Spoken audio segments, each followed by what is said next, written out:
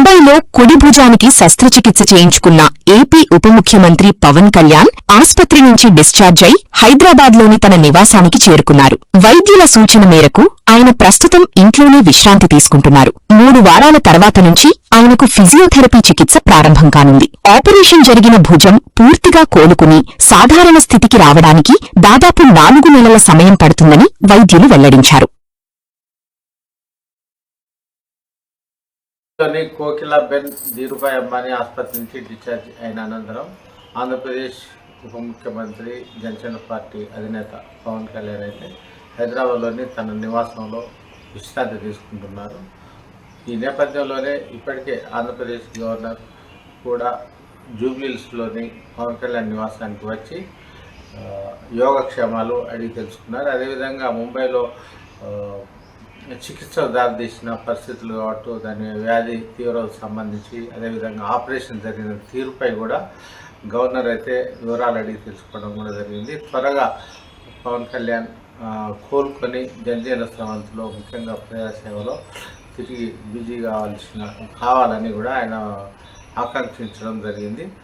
ఈ నేపథ్యంలో ఇటీవలే తొలుత హైదరాబాద్లోని అపోలో ఆసుపత్రిలో ఒక ట్రీట్మెంట్ తీసుకున్న అనంతరం అయితే భారత ప్రధానమంత్రి నరేంద్ర మోడీ కూడా పవన్ కళ్యాణ్ హైదరాబాద్లో కలిసి పరామర్శించడం కూడా జరిగింది. త్వరగా కోలుకోవాలని ఆకాంక్షించడం అయితే జరిగింది. అయితే తాజాగా ఈ భుజం సంబంధించిన సర్జరీ కావడంతో ఈసారి ప్రత్యేకంగా ఎంపిక చేసిన ధీరుభాయ్ అంబానీ ఆసుపత్రిలోనే సర్జరీ మాత్రం విజయవంతంగా పూర్తి చేయించుకోవడం జరిగింది. దీంతో అప్పుడు ప్రధానమంత్రి వచ్చిన నేపథ్యంలోనే తాజాగా ఏకంగా రాష్ట్ర గవర్నరే నేరుగా వచ్చి పరామర్శించి త్వరగా కోలుకోవాలని ఆకాంక్షించడం అనేది ప్రాధాన్యతను కూడా సంతరించుకుంది.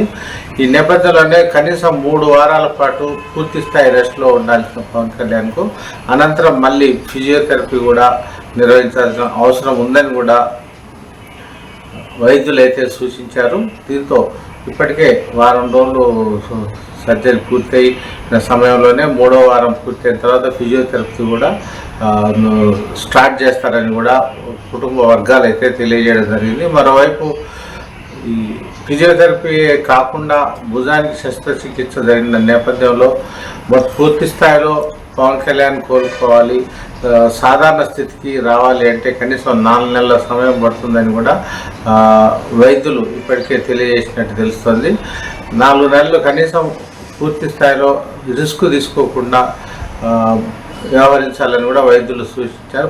పరిపాలన రంగంలో అన్నిటి పొలిటికల్గా కూడా ఎంత బిజీగా ఉండే పవన్ కళ్యాణ్ డాక్టర్ల సూచనల మేరకు జాగ్రత్తగా ఉండాలి. నిస్సందంగా సందర్భంగా ఏపీ గవర్నర్ కూడా ప్రత్యేకంగా సూచించడం విశేషం.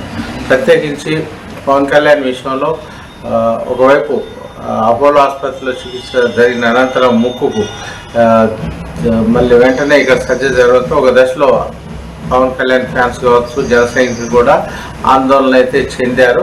తాజాగా 2 సార్లు కూడా హాస్పిటల్ నుంచి విజయవంతంగా ఇంటికి తిరిగి వచ్చిన క్రమంలో ఊపిరి పీల్చుకున్నారనే చెప్పవచ్చు.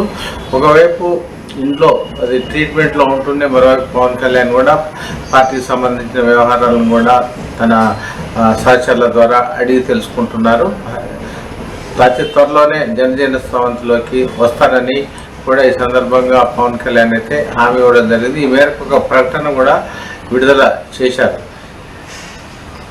ఇటీవల మృతి చెందిన కాప్ దిగ్గజం మాజీ మంత్రి ముద్రగడ పద్మనాభం సంబంధించి అయితే పవన్ కళ్యాణ్ అందుబాటులో లేరు. అప్పుడు ముంబై ఆసుపత్రిలో ఉన్న క్రమంలోనే పవన్ కళ్యాణ్ తరఫున ముద్రగడ అంత్యక్రియల్లో పరామర్శించడం కానీ, అటు మంత్రి కందుల దుర్గేష్ అయితే జనసేన పార్టీకి చెందినవారు అటు కిర్లంపూడికి వెళ్ళడం జరిగింది. అదేవిధంగా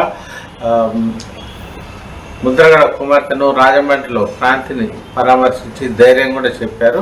పవన్ కళ్యాణ్ తరఫున పవన్ కళ్యాణ్ ఆసుపత్రిలో ఉన్నందువల్ల పూర్తి భరోసా ఇస్తున్నట్టు కూడా ఈ సందర్భంగా చెప్పారు. పైగా ముద్రగడ కుమార్తె క్రాంతి కూడా జనసేన పార్టీలో ముఖ్యమైన నాయకురాలు కావడంతో ప్రత్యేకించి పవన్ కళ్యాణ్ కూడా ఆ దిశగా పూర్తి భరోసా పార్టీ తరఫున ఇచ్చారు కూడా.